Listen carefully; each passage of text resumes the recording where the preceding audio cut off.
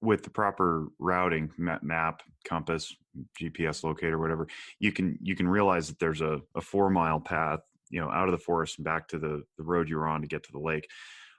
Just because you walk 20 miles into the forest doesn't mean you have to walk 20 miles back out. And I think there's a lot of people out there who believe that just because they've been practicing a certain way for a certain length of time means that they have to practice a different way for the same length of time. And that's not true at all. That's not how self-evolution works. It's not how self-awareness works. It's not how psychotherapy works. Little bit of insight goes a long way, and we can really accelerate that process. And it is a step at a time in the right direction, right? And choosing that. So maybe you fumbled your way forward unconsciously into this bad series of patterns that aren't helpful and aren't healthy. Okay, well, now you're aware of it. Now it's a choice, right? It's no longer, you can't just blame external forces anymore. You go, oh, I'm aware of my choosing now. I'm choosing to put this wine into my body at 10:30 in the morning. I'm choosing to put the Ritz cracker into my mouth at 10:30 at night.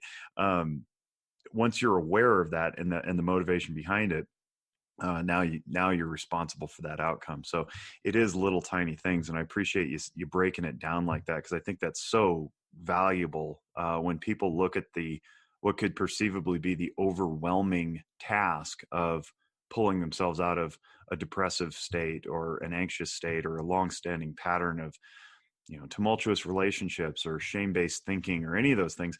It's not that big. It's a series of little tiny things that you commit to one at a time. And then before you know it, you turn around and you go, oh, I'm almost to the lake. Yep. And there's temptations to wander off the path if we stick with that metaphor. It's like, oh, there's a butterfly over there that I want to see. Oh, no, actually that leads to not the lake. Yeah. Right. So I just need to stay on the path and let the butterfly go. Well, I think the thing with that too is to give yourself some grace and not think that you're going to, okay, now I made these choices and it's going to be a perfect path there. You might get derailed a little bit, and you might have one day where you order a pizza instead of grilled chicken, or whatever it is. And, and just giving yourself the okay to do that and not beat yourself up about it, because that's when you take steps back. And so rather than fixating on that, just giving yourself that okay to okay, we had a little bit of a setback today, but that's all right. Tomorrow really is a new day, and we're going to keep going with those tiny changes and go from there. Yeah. And I think that's that was the third point. It's somewhere and I forget where it was in the opening, but I reminded myself, talk about present moment. And you'd mentioned that several times, the text message, with your friends, permission, like you just said, permission to let it go, meet yourself where you are. That's about being present moment minded. And if you can be where you are now and not dwelling in the past where you used to be, where you made those decisions that you didn't find useful or beneficial, or in the future that hasn't happened yet and you can't do anything about it because it's not here. If you can be in the present, you're more in charge or in control of your decision making, which then can produce the outcomes we desire. So I appreciate all that. I think that's a nice context for, if people are listening, it can inspire hope, not to give up, keep pushing, keep moving forward. And the other thing too that you mentioned is the idea of firing your therapist. We work for you. We don't want you playing musical therapists. That's not what we want. Because if I give a client some feedback that has to do with some decision-making pattern, and their ears hear it as I'm a failure, right? That's kind of shame-based thinking. You're dwelling in shame. You don't think you're any good. And then you just bail because I messed up in my delivery.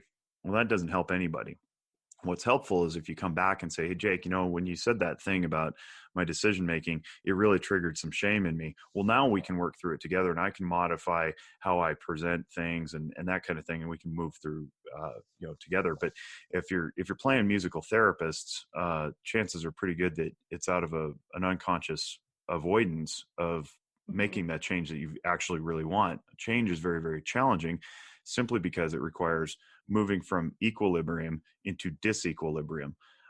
It is uncomfortable. It has to be by nature. Nothing that ever changed or grew did so from the same spot. So That being said, if you've tried, you've given your therapist a shot, you've given feedback, they've refused to accept it, and they've moved forward in their bullheaded fashion saying, no, you will fit in my box. It fits all in this one size. Then yeah, pull the plug, fire us. We work for you, not the other way around. You should never be in therapy with the same person for years on end, because that means that something's probably not changing. So that all being said, this was kicked off by you saying your experiences have now helped you weather this this COVID thing a little bit better than you probably would have otherwise. And I think that has real applicability. Talk a little bit about how more experienced you are, given your history, to deal with the current pandemic and its conditions, and then how people might be able to apply that in their own lives. Sure. So, I guess just to kind of touch on my experiences, I wasn't really sure, kind of when you asked me to do this call, like what I would talk about because I'm like, I'm just Erca. I don't know. And I haven't had any big, like major trauma in my life. I think people think about, our military servicemen and women coming back from deployment and now they've got PTSD, and that's the true anxiety, depression, and little old me over here. Yeah, I'm not worthy of of my issues. Yeah, totally. And then, but it's like we all have our problems, and it's just because they're not as big or they're smaller than someone else's doesn't make them any less real. Correct. And so I guess yeah. So I haven't had any of those big traumas. I've had lots of as in the counseling world, I believe you would call them tiny T's, Yeah, the little small T T's, traumas. little T's. Yeah. The little T's that compounded over time, and with my personality type have been hard for me to handle. So hopefully, just me being regular old Erca could be something that's even maybe one person can relate to. Yeah, that's. I want to hover there for just a second. I think there's so many people who go, "Well, I'm nothing special." I certainly do that to myself. I'm like, I don't know, I'm just some dude with a cheap microphone talking into a podcast. Like, what can I help? And we all do that, but the simple fact is, we have something to offer. We have something to offer society, and that's why I want you on this, because I think you have that perspective to offer that maybe makes somebody, even if it's one person, I'm good with that. This is worth an hour of my time. That goes, she just spoke right into my heart. I too can motivate to, be better, or, go conquer the world or invent something new. So yes, thank you for saying that. I appreciate that. And so on my basic level, just, I kind of mentioned my personality type and who I am. I'm a highly sensitive person. I'm an empath, and I'm an introvert. So all three of those things lead to feeling very big feelings, having very big emotions, and spending a lot of time in your mind.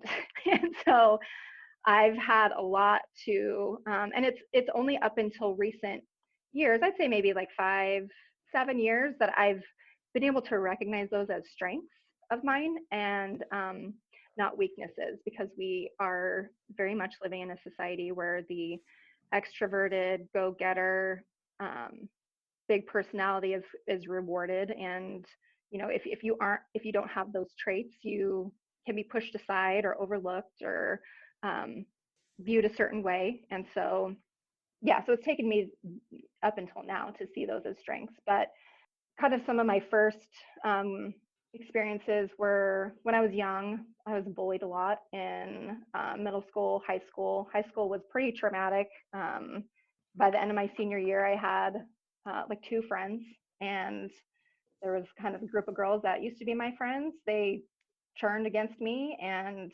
so there was rumors spread about me, verbal things said to me. My car was keyed in the parking lot at school. I was physically assaulted at school, and it was in front of a lot of people. So I didn't really get that, like a physical injury from it, but it was totally embarrassing. And so that really was a really tough time, as it would be for anyone. And then going into college, it's kind of funny. Then I joined a sorority, which you wouldn't think that someone that had a full-on mean girl war against them would join a house of 100 women. But Carl Jung, by the way, would call that enantiodromia. It's meaning in anti-opposite, dromea, Greek for running, that like the dromedary camels run together. So enantiodromia literally translated as running in the opposite, and then parenthetically, direction that you know well. So if you're raised super, tight-lipped, buttoned-up, conservative, you get into college, you start partying, and you don't know why, and you don't go to class anymore. And it's like, so you get bullied, you're kind of pushed into a quiet shyness. Then you get into college and you join a sorority and you're all outgoing. So it's enantiodromia is the principle. If anybody wants to look that up, but please continue. Yeah. So, um, and as I was thinking about this, I was like, wow, I wonder if that really was, because I haven't had any other real bullying situations since high school. And I was just thinking that being in that sorority was almost kind of a healing process for me of seeing that I could trust these women that are, a like-minded community. And it's a place where I really was able to come out of my shell and kind of start to discover who I was. And I finally had the support um, that I was looking for. And so, I mean, that kind of goes back to what we've already talked about is um, a little bit is finding that support. And so anyway, I didn't really have any other bullying experiences. But then into college, I definitely is when I first started noticing my first true depressive symptoms, having a hard time getting out of bed, couldn't focus on school, and I started to seek help. And I remember telling my mom, like, I think I need to see a therapist. And she was kind of like, well, I don't think you do, and because there still was, this is early 2000s, so there was very much a social stigma around mental health, which there still is Yeah, today, but it's it not as hasn't gone away. bad. But it's, being talked about more. And so I finally got into see a counselor, and then I went to a psychiatrist to try medication, and I did. And it was a real hard and scary time because I didn't have any support. I'm, in my late teens, early 20s. I had a few friends that I could confide in, but I didn't really, again, I didn't want to be that girl that's depressed or talking about her depression because I didn't want to be dramatic or Yeah, whatever, or a and burden to somebody else. I hear that a lot too. I didn't want to totally. Yep. encumber somebody with my problems. Yeah. Yeah. And then, I couldn't really turn to my family all that much because they just, not that they weren't supportive, I think they just didn't understand. And Mm-hmm. so I didn't have that support from them. And the relationship I was in at the time, I definitely didn't have the support there at all. I was told, you know, being that highly sensitive, emotional I would get very emotional sometimes. And sometimes I didn't even know why I was getting emotional, again, bring in hormones to it all. And all I really needed was just someone to like hold me and be like, you're going to be okay. It's okay. Let's talk about it, or if you don't want to talk about it, I'll give you a hug. But instead, when I was at my lowest places, I was beat down even more and just told, like, you were being so dramatic. Why are you crying right now? Oh, great. You're upset again. Perfect. Like, what is wrong with you? You don't need to be on medication. You just need to get over it. Like, depression isn't a real thing. That's not a real thing, right? Just constantly told that. And so again, I'm just navigating these waters by myself. And so that was a real hard time all through college. And I was in that relationship for 5.5 years, kind of on and off. And not to go into like too much detail about that, but just being in that type of a relationship when you're kind of put down and made feel small for that long, you really start to believe it. And it took me leaving Reno and moving away, and that's when I moved to LA.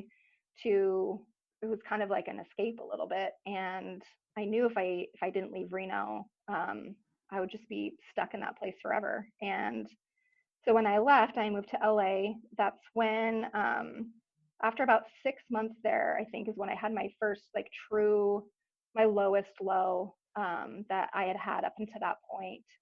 And I haven't really told any of much my family this, definitely not my parents. So mom and dad, if you end up listening, don't worry, I'm okay. But It was I, 12 years ago. yeah, You're fine now.